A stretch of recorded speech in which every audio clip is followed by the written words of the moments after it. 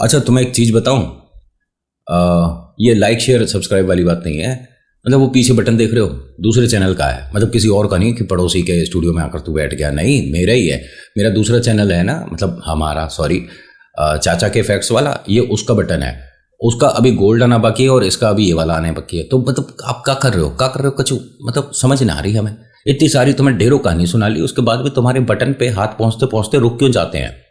अरे उन्हें पहुंचाने दो, सब्सक्राइब के बटन को दबाओ प्लीज। मतलब आपने तो दबाई रखा है, औरों से भी दबाओ ना तो ये बटन आएगा। मैं सोच रहा था कि दिवाली पे कुछ हमें भी अच्छा सा, लेकिन तुम कर ना रहे हो अपनी तरफ से पूरी कोशिश। खैर, मुझे कोई परेशानी थोड़ी ना, कोई प्रॉब्लम नहीं है, बट थोड़ा सा नमस्कार, हर हर महादेव, जय भोलेनाथ। आपका स्वागत। ये है चाचा का रेडियो। मैं नितिन हूँ, कहानियाँ सुनाता हूँ। आज की कहानी बंटी कंडक्टर के बारे में है, जो कि तकरीबन 3 से 4 साल, मान के चलो, इतना अनुभव लिए बैठा है। कभी डर नहीं लगा। रात में जब बस खड़ी हो जाती है बस डिपो पे, उसके बाद साइकिल से अपने घर जाता है, कोई प्रॉब्लम नहीं।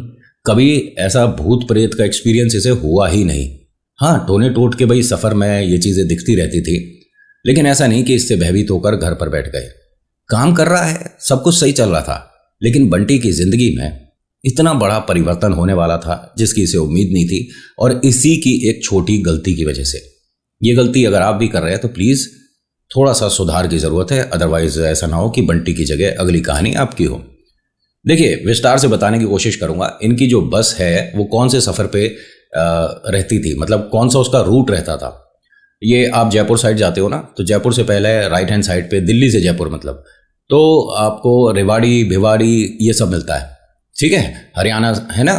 तो रेवाड़ी से दिल्ली में कौन सी जगह थी, सराय काले का, हाँ, उसके पास कोई बस डिपो है, ठीक है। ये क्या हुआ था, lights, effects, camera, action, tissue.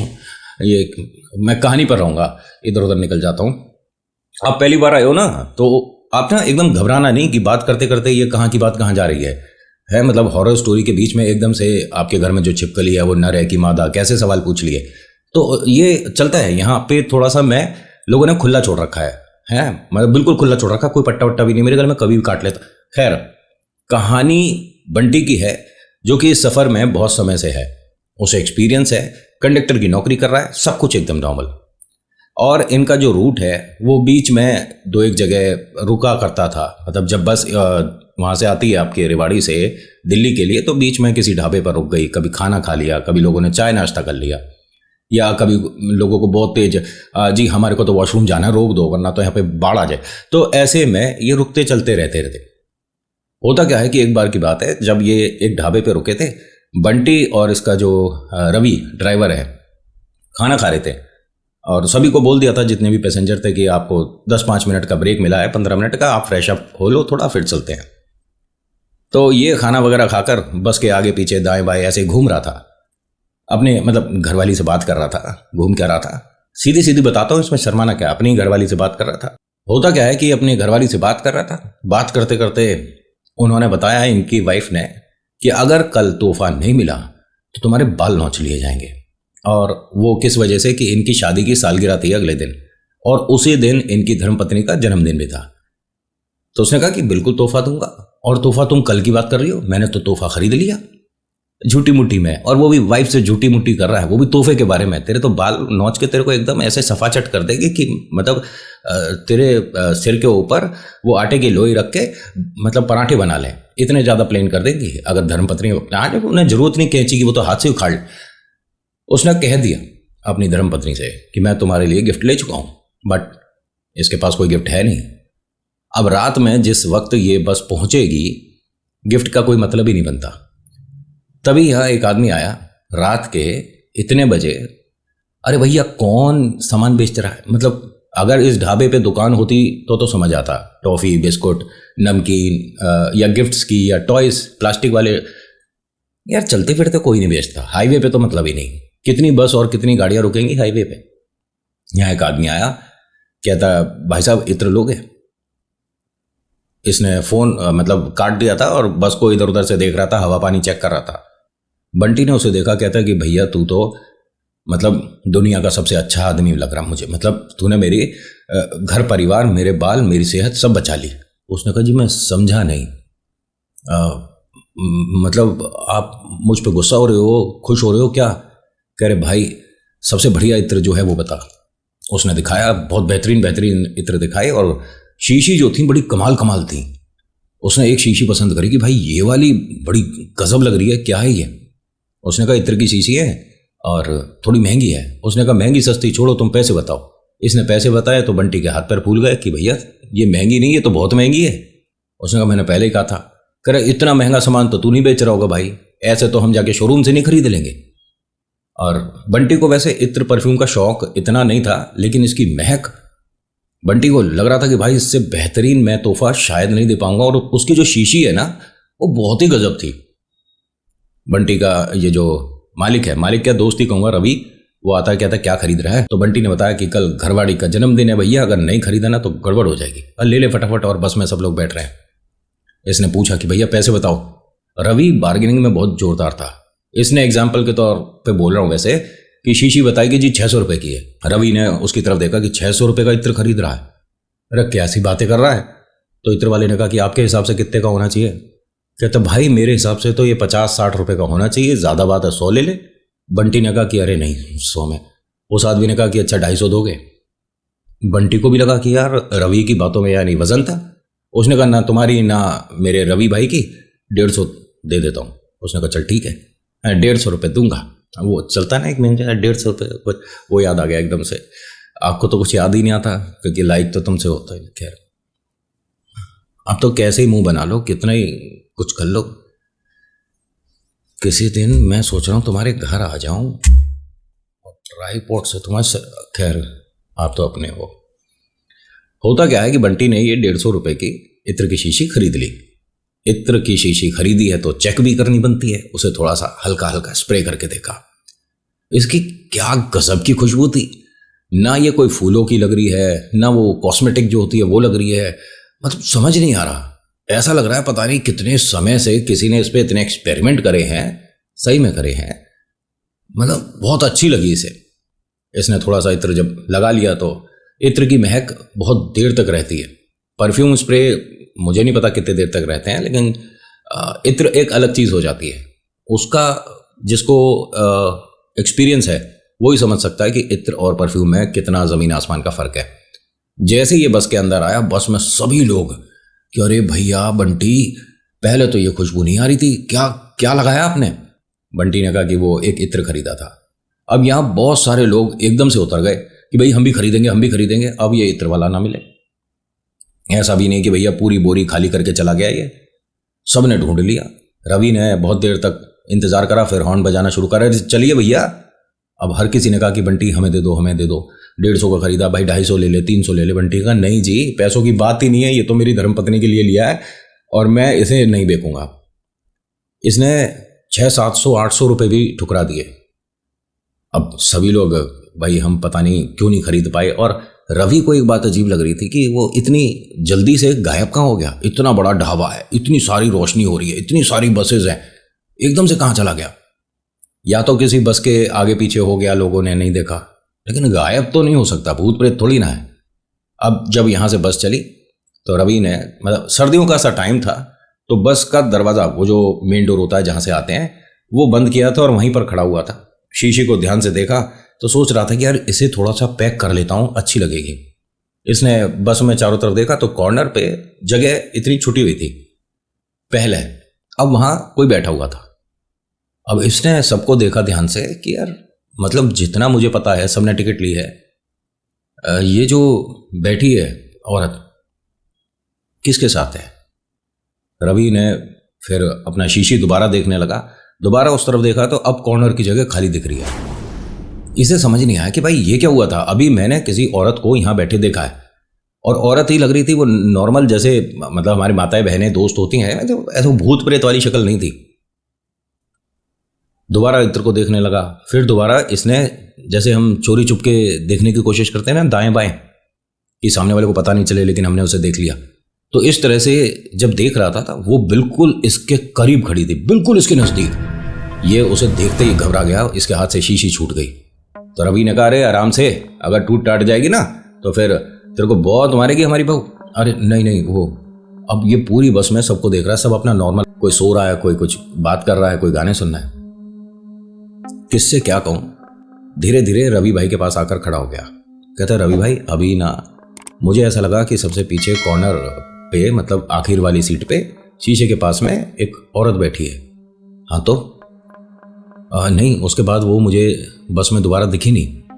अरे क्या बेकार की बातें कर रहा है, बस चलाने दे। ठीक है, अब ये वहीं पर वो जो गियर बॉक्स होता है ना बड़ा सा, आपकी गाड़ी वाला नहीं, आपकी गाड़ी में कहोगे कि अरे गियर का हैंडल तो छोटा सा होता है, कैसी बातें कर रहा है, बस में बैठे हो ना कभी। गियर बॉक्स इतना बड़ा होता है कि तुम्हारे 2 बेटों का ब्याह हो जाए वहाँ, मतलब इतना भी बड़ा, थोड़ा सा बड़ा ही होता है। आप उस पर आराम से छोले भटूरे रख के खा सकते हो, इतना बड़ा होता है। और उसका हैंडल इतना बड़ा कि बच्चे सावन के झूले झूल लें, इस टाइप का गियर का लीवर था। और उस पर ये बैठ गया, मतलब गियर लीवर पे नहीं बैठ गया, कैसी बातें कर रहा है, तो गियर लीवर के पास में जो जगह थी उस पर ये बंटी बैठ गया। बंटी बार बार पीछे की तरफ बस में नजर देख रहा था कि भाई वो मुझे दिखी क्यों थी, क्या है क्या नहीं। इसको अंदाजा भी नहीं था जो अब इसके साथ हुआ। इसे सिर्फ उस औरत का चेहरा जमीन पर पड़ा हुआ दिखा है, बस के बीचों बीच। इसे समझ नहीं आया। इसे पहले क्या लगा कि शायद किसी का कोई चीज गिर गई है। बस में इतनी रोशनी तो थी नहीं, मतलब बस की थोड़ी लाइट कम थी। ड्राइवर वाली साइड पे हल्का सा एक छोटा सा बल्ब जल रहा था। इसने चलते चलते बस में बोला इससे, रवि भाई बस की लाइट ऑन करियो। उसने कहा अरे यार सब लोग सो रहे हैं, चलने देना, और बार बार तू मुझे डिस्टर्ब क्यों कर रहा है। एक मिनट, तू बस की पीछे की लाइट ऑन कर। इसने जैसे ही लाइट ऑन करी, कुछ लोग बोले अरे भैया सो रहे हैं, सोने दो। रवि भाई, बंटी भाई बंद कर लो यार। हाँ जी।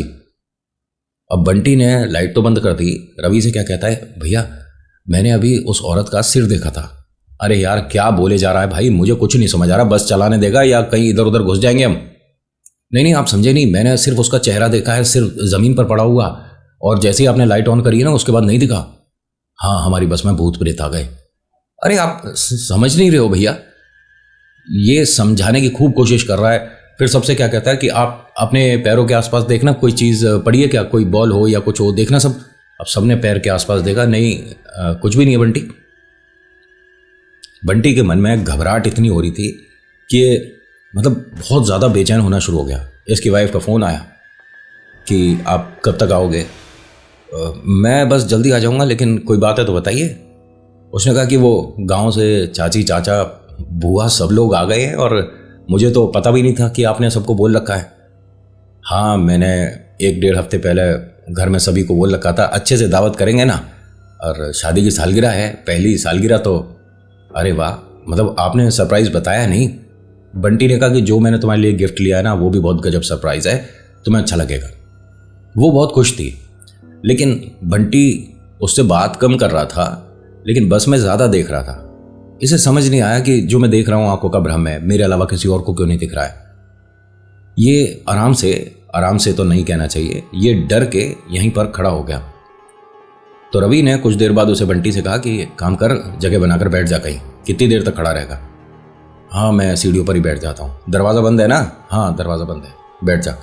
अब ये सीढ़ियों के पास जाकर बैठ गया। बस अपनी रफ्तार से चल रही थी, एकदम से तेजी से आवाज आई कि भैया बस रोकना। अब बंटी ने पलट कर देखा कि कौन बोला है बस रोकना। तो एक आदमी औरत कॉर्नर पे बैठे थे, लास्ट वाली सीट से पहले। क्या हुआ, इनका जी खराब हो रहा है बहुत ज़्यादा, हो सकता है वॉमिट होगी, प्लीज़ आप एक बार बस रुकवा दो। बंटी ने कहा कि ठीक है मैं बात करता हूँ। रवि भाई थोड़ा बस साइड में लगाना, उनका जी खराब हो रहा है, पीछे जो आंटी अंकल बैठे हैं ना वो कह रहे हैं 2 सेकंड को मतलब बस रोक दो। अरे यार रफ्तार से चल रहा हूँ, चल ठीक है। अब हाईवे के कॉर्नर पे जैसे तैसे करके रवि ने, क्योंकि रफ्तार में था, और हरियाणा की तो गाड़ी आप जानते ही हो कैसे चलती है, मतलब वो तो जितने गियर होते हैं उससे ज़्यादा ही गियर डाल देते हैं। मान लो बस में 4 गियर हैं और हरियाणा की गाड़ी में बैठे हो तो 8 भी डल जाते हैं, आप चांद तक भी जा सकती है। उसने बस साइड में लगाई। सब लोग पूछने लगे कि क्या हुआ भाई साहब। बंटी ने उन अंकल आंटी को देखा, बोला आप जाइए। भाई साहब एकदम कहते हैं कि कहाँ जाएं। अरे आप कह रहे थे ना इनको आंटी को दिक्कत हो रही है, तबीयत खराब हो रही है, उल्टी आ रही है, तो प्लीज़ आप बाहर उतर जाइए, आपने ही तो रुकवाई थी। बंटी कैसी बातें कर रहे हो मेरे भाई, और ये तो सो रही थी, तुमने बस रुकवाई है तो एकदम आंख खुल गई। रवि ने कहा कि यार बेकार की बातें कर रहा है, अच्छी खासी रफ्तार से बस चलते हुए मैं झूठ बोल रहा है। नहीं भैया मैं झूठ, एक मिनट। ये गया उनके पास और थोड़ा गुस्से में कहता है कि यार तेरी वजह से बस रुकवाई हमने, कैसी बातें कर रहा है। तो रवि ने वहां से डांटा, वो बात कैसे कर रहा है, मतलब सवारी पता है ना कैसे बात करनी है, ज्यादा तमीज बदतमीजी सिखाऊं। उसने कहा नहीं नहीं सॉरी, मैं आपसे ऐसे नहीं बोलना चाह रहा था, हाथ जोड़ के माफी मांगता हूं, लेकिन आपने ही तो अंकल बस रुकवाई थी। नहीं बेटा हमने ना बस रुकवाई और ना इनकी कोई तबीयत खराब हो रही थी, उल्टी वगैरह कुछ नहीं। तो यहां बस में रवि को क्लियर एक हंसी सुनाई दी। पहले रवि इस बात को इग्नोर कर रहा था। रवि ने पलट कर देखा कि जब बहस हो रही है, गुस्सा गुस्सी हो रही है, तो ऐसे में इतना खिलखिलाकर कौन हंसा था। बंटी ने रवि को देखा कि क्या हुआ। नहीं नहीं कुछ नहीं, बैठ और ये दरवाजा बंद कर दे। मैंने नहीं खोला। अरे यार तूने इनके लिए ही खोला होगा, तुझे ध्यान नहीं है, बैठ जा सीढ़ियों के पास और दरवाजा बंद कर दे। इसने जब दरवाजा बंद कर रहा था ना, तो जब हम बस में चढ़ते हैं तो बस में साइड में एक बार होता है, मतलब हैंडल, उसे पकड़कर हम चढ़ते हैं ना। तो जैसे ही दरवाजा बंद कर रहा था तो एक महिला का हाथ था जो कि बार पे आया। इसने एकदम पूरा दरवाजा खोल दिया। यहां से हम सवारी नहीं लेते। जैसे ही इसने दरवाजा खोला, पूरी रोड सुनसान, एकदम घुप अंधेरा। भाई सब कुछ नहीं। घुप अंधेरा समझते हो ना, घुप क्या था नितिन, मतलब what do you mean by घुप? हमें तो गूगल पे भी नहीं मिल रहा। ये क्या हुआ कहानी में, ये घुप कहां से? घुप मतलब डार्क ब्लैक, घुप मतलब गुफा वाला अंधेरा, घुप मतलब आंखें बंद करो, ये था घुप। समझ गए? लाइक तो करते ही नहीं। होता क्या है कि इसने जैसे ही दरवाजा खोला, दूर दूर तक कोई भी नहीं था। बंटी इस बस से उतर गया। सब लोग एकदम चिल्लाने लगे कि अब ये कहां जा रहा है, इसे क्या हुआ। रवि ने आवाज दी, बंटी एक मिनट, अरे रुक। वो रुका ही नहीं। रवि बस स्टार्ट थी और उससे उतर गया। मतलब स्टार्ट ऐसे नहीं कि चल रही है, स्टार्ट का मतलब इंजन स्टार्ट है। तो मैं सबको समझाना पड़ता है क्योंकि लाइक तो तुम करते हैं। ये भी बस से बाहर उतरा, बस के बाहर गया। बंटी यहां है नहीं। चारों तरफ देख लिया। बंटी को तेज तेज आवाज देने लगा रवि की, मतलब कहां चला गया है, क्या हुआ। अब बस में जितने लोग भी खिड़की पर बैठे थे, आप कहोगे कि नितिन खिड़की पर कैसे बैठ सकता है कोई, खिड़की वाली सीट, खिड़की वाली तरफ। अब ठीक है, पूरा समझाना पड़ता है, तुम्हारे को आदत है, बिगड़ गए हो तुम। मतलब जो सीट है ना, सीट में जो खिड़की वाली है, विंडो साइड, उसकी तरफ जितने भी लोग बैठे थे, चाहे नर हो चाहे मादा, मतलब male female doesn't make any kind of difference. English आ गई, सब्सक्राइब करते ना। तो सबने अपनी मुंडी, मतलब सबने अपनी खोपड़ी, सबने अपना सिर मुंह बाहर निकाल लिया खिड़की से। सब इधर देख रहे हैं, सब उधर देख रहे हैं। कॉमेडी हो गई है तो हॉरर स्टोरी की जगह। दोबारा से इसे करते हैं। सब लोग डर कर बाहर की तरफ देख रहे थे। अब ऐसे में हर कोई रवि से एक ही सवाल कर रहा था, बंटी गया कहां? रवि ने कहा कि देखिए ऐसा है, हो सकता है कि वॉशरूम के लिए गया हो, 2-1 सेकंड रुकते हैं, आ जाएगा। नहीं आया। रवि ने अपना फोन निकाला, बंटी को कॉल किया। जो घंटी सुनाई दे रही है, बंटी की घंटी, बंटी के फोन की रिंग, राइट? अब सही है ना? बंटी के जो फोन की रिंग है, वो जो सुनाई दे रही है, वो बहुत नजदीक सुनाई दे रही है, ज्यादा दूर नहीं है। तो रवि ने आसपास बस में सभी को देखकर कहा कि यहीं है, पास में आ रहा है। 2-4 मिनट, 5 मिनट, 10 मिनट हो गए। इसने दोबारा फोन करा। मतलब क्या है ये, इतनी देर अगर वॉशरूम में लग रही है भैया, तेज तेज आवाज दी उसे, कोई नहीं समझ आ रही बात। तो रवि ने सभी से कहा कि आप में से कोई प्लीज मेरे साथ आएंगे, मुझे थोड़ा सा अजीब लग रहा है अकेले जाने में। तो 2-1 लड़के उतरे, बलशाली, एकदम ताकतवर, बहुत ज्यादा ताकतवर, प्रोटीन विटामिन से भरे हुए, मोटी मोटी मूछे वाले, जिनके होठ ही नहीं दिख रहे हैं, इतनी मोटी मूछे। ऐसे लोग भी बस से उतरे। पूरा आपको समझ आ गया ना कि कौन कौन उतरा। लेकिन सारे के सारे मोटी मूछों समेत वाले भाई सब भागकर इस बस में वापस आ गए। डर के मारे उनकी हालत खराब हो रही थी, क्योंकि इन सभी ने, और रवि वहां एकदम सुन्न रह गया। इसे किसी को भी उम्मीद नहीं थी कि ऐसा अपनी आंखों से देखने को मिलने वाला है। रवि और ये सब लोग जब उतरकर बस से आगे इस घनी सी जगह में जा रहे थे, जहां पर काफी ज्यादा पेड़ भी लग रहे थे। बस की जो हेडलाइट है उसकी रोशनी, मतलब रोड पे तो थी, लेकिन उसकी वजह से थोड़ी बहुत इस जंगल टाइप के जो एरिया था उसमें भी आ रही थी। वहां इसे उल्टा लटका हुआ देखा, पैर बंधे हुए थे और एक डाल से इसे उल्टा लटका रखा था। फोन वहीं जमीन पर पड़ा हुआ था, आंखें खुली थी, हाथ सीधे थे और ये झूल रहा था हवा में। सब लोग यहां जो थे भागकर बस में जाकर बैठ गए। रवि के हाथ पैर सुन्न हो गए। तभी रवि को तेजी से आवाज आई, भैया बचाओ, रवि भैया बचाओ। रवि जैसे ये सुन्न सा पड़ गया था, एकदम वो अपने होश में आया, भागकर इसके पास गया, इसको थोड़ा सा हवा से मतलब अपने सहारा दिया और कहा कि क्या हुआ, तू यहाँ कैसे, और ये क्या है? कह रहा भैया मुझे नीचे उतारो। तो एक दुपट्टा था जिससे ये बंधा हुआ था।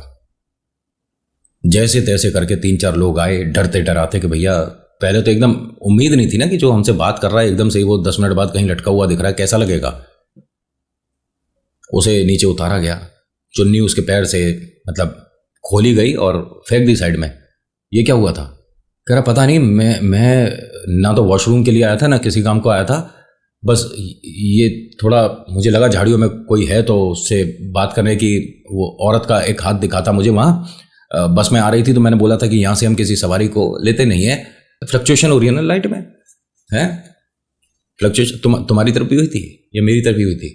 क्योंकि मैंने अब जो ये कैमरा ले रखा है ना, कि अगर स्क्रीन पे कोई भी डिस्टर्बेंस होता है, डिस्टर्बेंस, हाँ एक्सेंट आ जाता है कभी कभी, क्या करें, घमंड कभी कभी किसी भी जेब से घुस ही जाता है। तो ये इसमें लाइट ऑन हो जाती है एक, मतलब मैं अपने आप को देख नहीं पा रहा कि मैं फ्रेम में कितना आ रहा हूँ, मुझे नहीं पता, मैंने तो बस रख दिया और बोलना शुरू कर दिया। लेकिन इसमें जो इस तरफ लाइट है ना, अगर स्क्रीन पे कोई भी डिस्टर्बेंस हुई, कोई भी, समझ रहे हो ना, तो इसकी एक लाइट ब्लिंक होती है। तो लाइट ब्लिंक हुई थी तो मुझे लगा शायद कुछ हुआ होगा। हुआ हो तो बता देना कि कुछ हुआ था, नहीं बताओगे तो भी मुझे पता ही चल जाएगा, क्योंकि एडिटिंग के बाद मैं भी देखता ही वीडियो, तो लाइक तो करता ही नहीं। खैर, अब सभी को बात अजीब लगी। ये कहता है कि कोई औरत तो थी, मैंने उनसे मतलब देखा और बोला कि आप कहीं जाना है, फिर से हुआ कुछ, शायद कहीं जाना है तो हम आपकी मदद कर सकते हैं, लेकिन हम यहाँ पर अक्सर बस रोकते नहीं हैं। अब वो सामने सामने चल रही थी, मुझे लगा कि शायद उनके साथ कोई और भी है जो कि सहारा मांग रही थी कि उनको सहारे से बस तक लाना है, तो इसलिए मैं उनके सपोर्ट में मदद के लिए आगे आया। फिर एकदम से मेरे को बहुत भयंकर से किसी ने धक्का दिया और उसके बाद आप मुझे दिखे हो। अरे ऐसे कैसे हो जाएगा यार, किसी ने तेरे पैर बांधे, उसके बाद तेरे को लटका दिया और कह रहा भैया पता नहीं। यहां लोग खड़े थे बस से उतरकर जो आए थे, जिस चुनरी से, जिस दुपट्टे से इसके पैर बंधे थे, उस दुपट्टे के साथ एक औरत भी खड़ी थी। बंटी उसे लगातार देख रहा था और बंटी का यह कहना है कि जब उसने घूंघट करा उससे पहले मैं उसकी आंखें देख चुका था, जो कि दोनों बिल्कुल वाइट थी। बंटी घबरा कर रवि से लिपटकर ऐसा डर रहा था। रवि ने कहा बेटा क्या हुआ, क्यों डर रहा है तू? इसने उस औरत की तरफ जब हाथ के इशारे से बताया कि यही औरत है जिसके मैं पीछे जा रहा था। यहां कोई औरत नहीं खड़ी थी जिस तरफ ये बता रहा था। सब लोगों के मन में डर बैठ गया कि भैया क्या हो रहा है इसके साथ। बंटी को 2-3 लड़कों ने सहारा दिया और बस के अंदर तक लेकर आए। इसने अपनी जेबें टटोली तो जेब में इत्र की शीशी नहीं थी। रवि जैसे ही बस स्टार्ट करने वाला था, कहता है कि भैया इत्र की शीशी रह गई है, मैं इत्र लेकर आऊंगा, देखो घर पर, वरना डांट पड़ जाएगी, झगड़ा हो जाएगा। अरे अभी तेरे साथ इतना कुछ हुआ है, तू फिर जाएगा? तो 4-5 लोग खड़े हो गए साथ में कि नहीं नहीं हम भी चल रहे हैं इसके साथ। अब ये सभी लोग गए, वहाँ इत्र की जो शीशी मतलब रियलिटी में पड़ी थी वो इसने उठाई, उसका ढक्कन वगैरह खोल कर चेक करी कि शीशी भाई टूटी टाटी तो ना है। जब बंटी बस में आकर बैठा, इतने समय से ये नौकरी कर रहा है, रवि जानता है इसे अच्छे से, तो नॉर्मली चलता है, नॉर्मल मतलब जैसे आप और हम चलते हैं। ये कभी एक पैर का सहारा लेकर नहीं चलता था। बस में जब आकर बैठा ना तो रवि ने पूछा बंटी से कि पैर में कोई चोट लगी है क्या? नहीं नहीं बिल्कुल ठीक है। कि ठीक तो नहीं है बेटा, तू एक पैर पे हाथ लगाकर क्यों चल रहा है? हाँ इतनी ऊपर से तू नीचे गिरा है उसकी वजह से। नहीं नहीं मेरे दर्द चोट कोई नहीं है, बस कमर पे जो धक्का लगा था ना वो बहुत ज़्यादा है। हल्की सर्दियों का सा टाइम था तो उससे पूछा कि जैकेट उतार कर एक बार देख ले कहीं कुछ ज़्यादा लगी हो। तो जब ये जैकेट को ऐसे पकड़ के देख रहा ना तो जैकेट वहाँ से पूरी ऐसा कि मोमबत्ती से जल गई हो। इसने बस में कई लोगों को दिखाई। सब ये कहते हैं कि बेटा रगड़ लग गई होगी ज़मीन पर जब तू गिरा है, हो सकता है उसकी रगड़ लग गई हो, लेकिन वो जली हुई दिख रही थी। इसे नहीं समझ आया कि ऐसा कैसे हुआ। इसकी पीठ पर एक बड़ा सा ब्लू, कह सकते हैं नील जैसे पड़ जाता ना, उस तरह का निशान पड़ गया था। और ये जब बस से उतरकर अपनी साइकिल तक जा रहा था तो भी एक पैर पे सहारा लेकर ऐसे टेढ़ा करके चल रहा था अपने को। रवि ने रोका कि क्या हुआ, कैसे चल रहा है तू, ठीक से क्यों नहीं चल रहा? कह रहा मैं ठीक से ही तो चल रहा हूँ। 3-4 दिन तक घर वाले भी इसे लेकर इधर उधर घूम रहे थे, पता कर रहे थे कि क्या चीज़ है भैया, क्या हो गया इसे, ये ऐसे क्यों चल रहा है। और डॉक्टरों के पास जांच भी कराई थी, उन्होंने बोल दिया कि पैर में कोई प्रॉब्लम नहीं है, नौटंकी कर रहा है, ऐसा कुछ है ही नहीं, ना इसके हाथ में दिक्कत है ना पैर में दिक्कत है, क्यों चल रहा है पता नहीं। और वो अपने आप ही 3 दिन बाद नॉर्मल हुआ। उतारे भी करवाए गए हैं, ऐसा मतलब आर्टिकल में है कि उतारे भी करवाए गए थे और कई मंदिर भी गया है ये। उसके बाद भी इसको ये चीज़ धीरे धीरे डर मतलब इतना बढ़ता जा रहा था कि ये बस में नौकरी करनी छोड़ दी थी। रवि ने फिर इसकी कहीं और एक कन्फेक्शनरी की शॉप पे जॉब लगवा दी थी, क्योंकि घर तो बैठ नहीं सकता था ना ये। अब ये मेरे ख्याल से तो ठीक है, क्योंकि आर्टिकल में एक पॉजिटिव नोट के साथ, बस अब किसी ने अपना नाम के साथ मैसेज दिया तो वो हम क्यों शामिल करें, है ना। So thank you so much for watching. मेरा नाम नितिन है, मुलाकात करूंगा एक नेक्स्ट वीडियो में। हर हर महादेव, जय भोलेनाथ, धन्यवाद। और बताओ क्या हालचाल तुम्हारे। अरे मेरी जो पीछे गुड़िया है, ये बेचारी कैसी टेढ़ी मेढ़ी लटकी पड़ी है, इसे अभी ठीक करता हूँ। अरे आज इसे ड्राई क्लीन कर देता हूँ, नहला देता हूँ, इसे अच्छे से सुंदर बनाता हूँ। और ये पीछे हमारे बटन लग रहा है, ये वाला बटन है ना, एक और बटन लगना है यहाँ पे गोल्ड वाला, वो चाचा के फैक्ट्स का आएगा, ठीक है। और एक ये वाला, आप लोग अगर हेल्प करते हो ना, सपोर्ट करते हो, सब्सक्राइब करते हो, लोगों को शेयर करते हो, है ना, तो अपने इस वाले चैनल का भी ये वाला बटन आ जाएगा, फिर उसे हम सेलिब्रेट करेंगे। अब सेलिब्रेट में ऐसा नहीं है मुझे मीटअप के लिए लोग बोल रहे हैं कि सबको बुलाओ कहीं मिलते हैं, अरे नहीं, मैं खुद ही सेलिब्रेट कर लूँगा, क्यों खर्चा कराऊँ तुम्हारा, मतलब मेरा, मतलब किसी का भी है। अरे केले खरीद के, सेब खरीद के लोगों में बांटेंगे, हमारी तो पार्टी ऐसी होती है। तुम्हें क्या लग रहा है 7 स्टार में कहीं पार्टी चलेगी मेरी? कौन पता कितनी महंगी चाय कॉफ़ी हो रही है। अभी एक जगह हमने जाके कॉफ़ी पी, भाई साहब 1800 रुपये की कॉफ़ी। मेरा तो मन कर रहा था कि मुंह में हमने कॉफ़ी तो भर ली 1800 की, ना तो गले से नीचे जाए ना बाहर जाए। ये सारी बातें क्यों कर रहा हूँ मैं, जाओ खेलो।